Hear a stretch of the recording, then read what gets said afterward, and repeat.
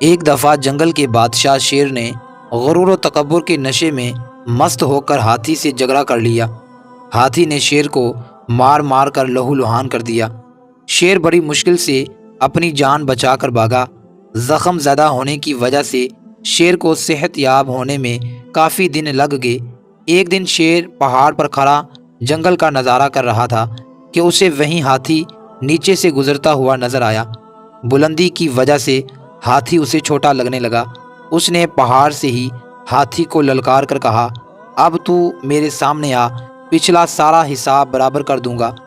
ہاتھی نے شیر سے کہا، یہ تو نہیں بلکہ پہاڑ کی بلندی بول رہی ہے، اور یہ کہہ کر ہاتھی چلا گیا۔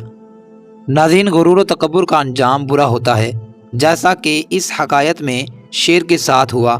وہ تو جانور تھا، لیکن ہم الحمدللہ انسان اور مسلمان ہیں۔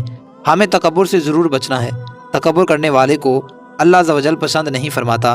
جب اللہ تعالیٰ نے شیطان کو حضرت سیدنا آدم علیہ نبینا وعلیہ الصلاۃ والسلام کو سجدہ کرنے کا حکم دیا، شیطان نے تکبر کیا اور سجدہ کرنے سے انکار کر دیا، تو اللہ عز و جل نے اسے ہمیشہ کے لیے لعنتی رحمت سے دور کر دیا۔ لہٰذا ہمیں کبھی بھی کسی کو اپنے سے کم تر اور حقیر نہیں سمجھنا چاہیے۔